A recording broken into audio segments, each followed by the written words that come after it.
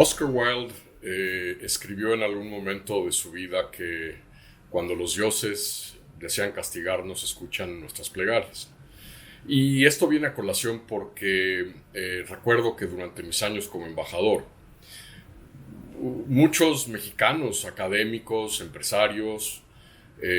periodistas, incluso algunos integrantes del gobierno federal mexicano, me, digamos, de alguna manera, incluso hasta a veces airada, me preguntaban si no me molestaba como embajador mexicano en Estados Unidos que en los debates presidenciales, en las campañas, México no figurara de manera relevante tanto en los debates como en las plataformas de campaña. Y yo lo que les decía era, ojo, cuidado con lo que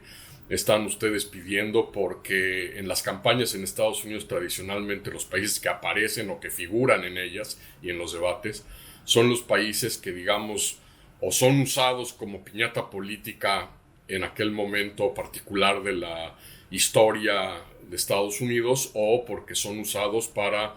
focalizar atención en una serie de amenazas o de retos que enfrenta Estados Unidos en materia de política exterior y seguridad nacional. Es decir, la Unión Soviética durante toda la Guerra Fría, evidentemente en su momento Irak, Irán, que ha persistido durante muchos años, Corea del Norte, crecientemente China. Estos son los países que son los que aparecen o aparecían siempre en las campañas. Y de alguna manera,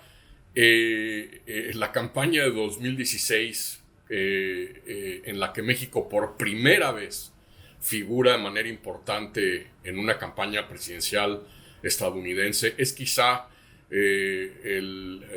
la señal más clara de por qué yo le advertía a mis interlocutores de que el que México apareciera, figurara en campañas presidenciales, en los debates entre precandidatos o candidatos, era mala cosa. Vimos lo que ocurrió en el 2016 con Donald Trump, vimos cómo alcahueteó a México, cómo usó a México de piñata político-electoral. Y el gran peligro que observo yo en este momento es que lo que fue en ese momento una excepción se empiece a convertir y que era una anomalía en muchos sentidos, se convierte en una tendencia yendo hacia adelante. ¿Por qué? Porque a medida que nos vamos acercando a las elecciones legislativas intermedias del próximo año, el 2022, ya vemos como toda una serie de candidatos a la reelección, es decir, hay que recordar que se reelige toda la Cámara de Representantes y una tercera parte del Senado, y algunos gobernadores que buscarán la reelección, y algunos gobernadores que estarán empezando a posicionarse como posibles precandidatos republicanos para la elección presidencial del 2024, están de nuevo recurriendo al manual de jugadas de Donald Trump con respecto a México, es decir, usando la frontera, usando la supuesta amenaza a la seguridad nacional estadounidense proveniente de la frontera con México para primero anotar puntos, posicionarse,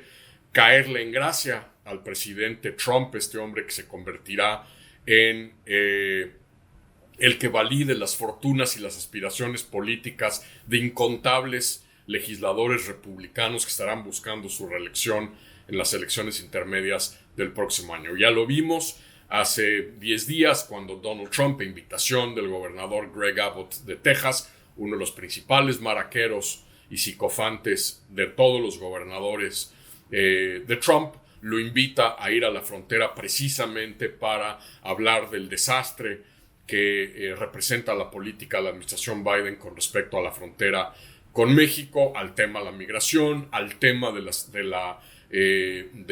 tráfico de drogas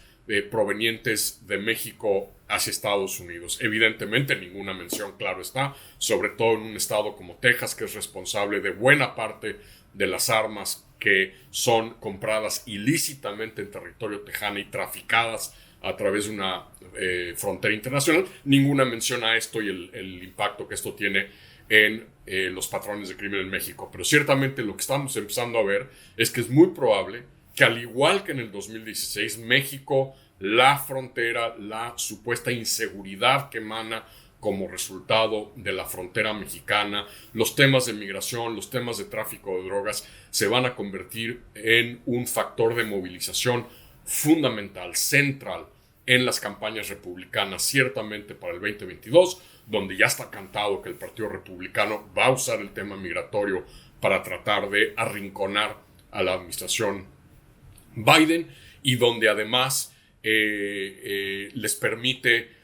movilizar a ese electorado trumpista, esa base de voto duro trumpista, de la cual hoy por hoy depende de manera tan importante un partido republicano que cada vez coquetea más con el supremacismo blanco, con un partido de la restauración étnica en Estados Unidos que va a contrapelo de una democracia multirracial como la que es hoy Estados Unidos y donde México se convierte en un blanco enormemente apetitoso. Y por lo tanto esa anomalía que vimos en el 2016 se podría convertir en un patrón constante de posicionamiento y de narrativa político-electoral por parte de uno de los dos partidos políticos en Estados Unidos. Y esto es un problema y un reto gigantesco para México.